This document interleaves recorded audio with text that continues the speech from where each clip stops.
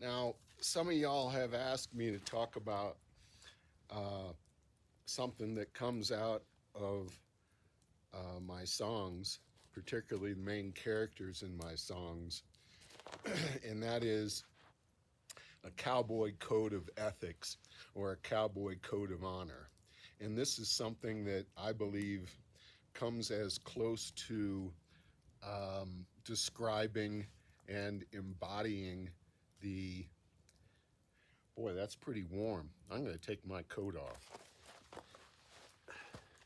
Of course, also ask frequently what inspires my songs.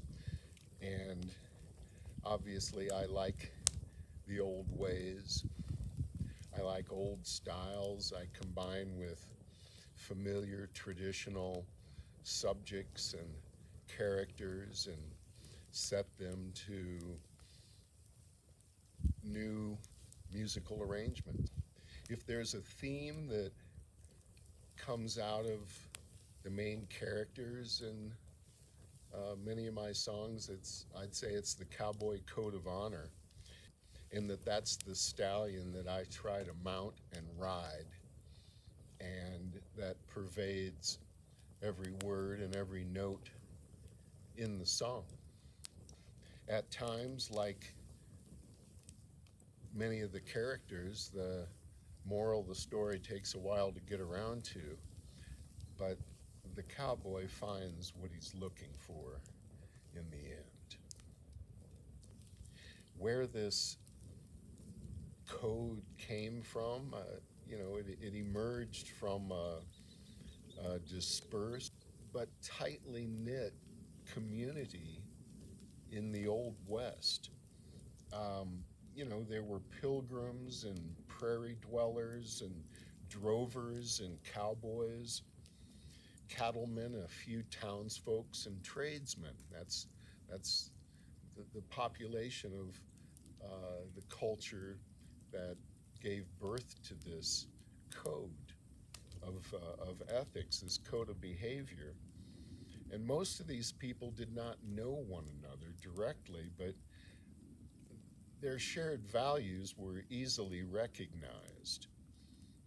They shared the hardships and obstacles that were common to their era and to their circumstances.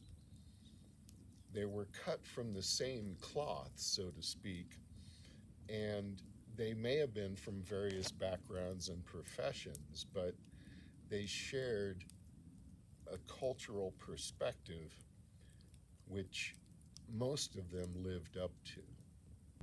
Well, what are some of these personal characteristics that I'm talking about? Personal integrity is the first expectation of the cowboy.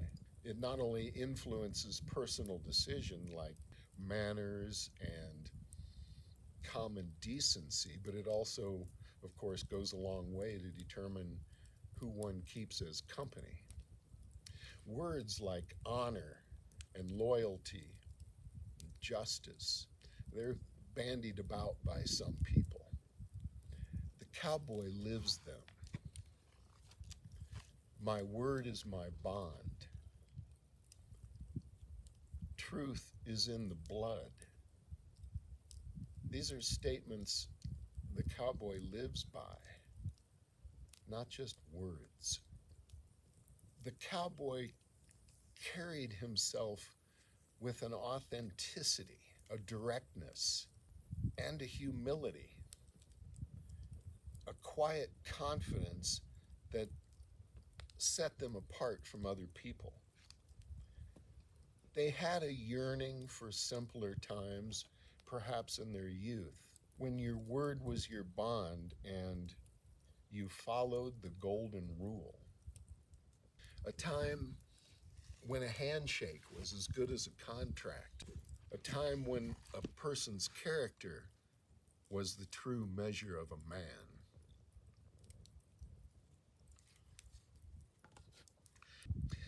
These men stood for something, which means they lived by a code, the code of the West. Sure, these are the men and women who are the heroes in my songs and in my writings. They have a moral sense. They're self-reliant. They're physically tough. They have a deep connection to the land, and these pervade their words and their actions. In terms of a skill set, I suppose would consist of what used to be called outdoorsmanship. Wilderness survival, horsemanship, of course, the use and manufacture of weapons. In terms of character development, the cowboy is a mature man, a man who knows who he is, someone who's been there and done that with emotional resilience and can meet and overcome great odds and hardships and obstacles without complaint and without changing.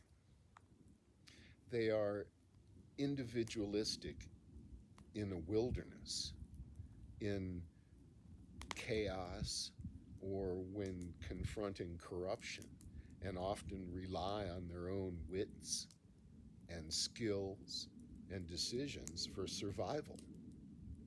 Well, the cowboy was individualistic, but he had strong sentiments for the vulnerable and the innocent, as if he once was himself. He was a protector of the helpless, particularly women and children, and not necessarily his own. For the cowboy, this was a matter of principle. I write about a Louis L'Amour character who is grown up and knows who he is, not a Zane Grey seeker looking to mature from the next challenge.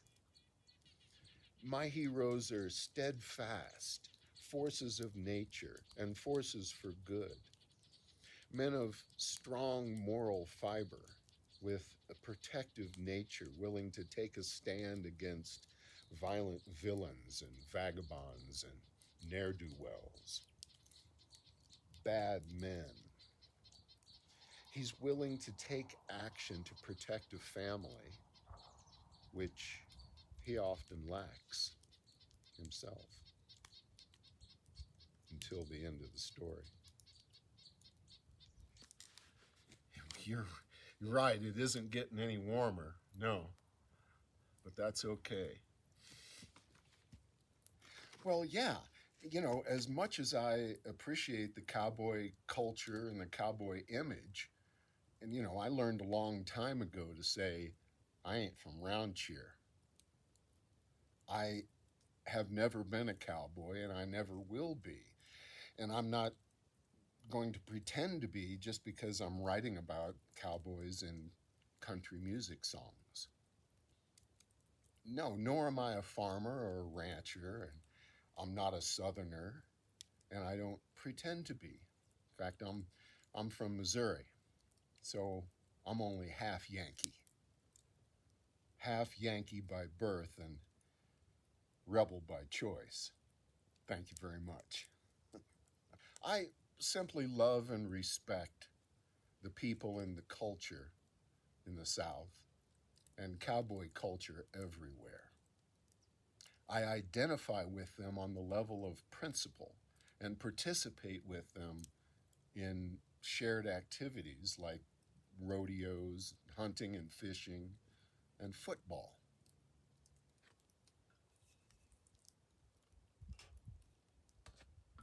Oh, yeah, some examples of the archetypes. Sure, like actors like John Wayne or Clint Eastwood. I mean, I could talk about Joel McCrea and Randolph Scott, but not too many people would know what I was talking about. So, yeah, John Wayne typically played more of a Louis L'Amour style, a cowboy hero, whereas Clint Eastwood in his westerns usually more of a Zane Grey. Both played mature characters of moral integrity, usually, and quiet strength, men who were tested but remain unchanged by their ordeals. They had a black and white worldview where there was little moral ambiguity. And this may sound like the lone gunman in so many Westerns, but in this case, they don't always remain alone. I write about characters who evolve only in the sense of settling down with a woman and adopting family values and beginning to contribute to a local community. These are men that are the moral compass in a lawless world. Consistent, reliable men of courage. Well, yeah, I think it is most important when we think about the Cowboy Code of Ethics or the Cowboy Code of Honor to embody quintessentially what it is that we call American values. And in the cowboy, what it is that we consider to be an American.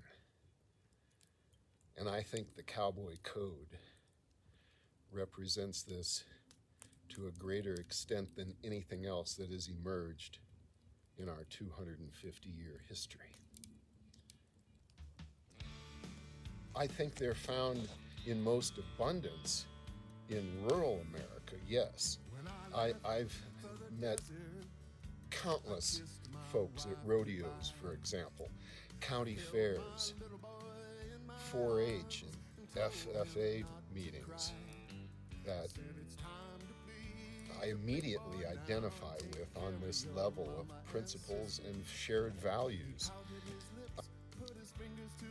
So yeah, I found these values to be alive and well today in the farming and ranching communities, in particular in rural America. Now, do these sentiments exist in the cities? Well, certainly they do. They're just not as common.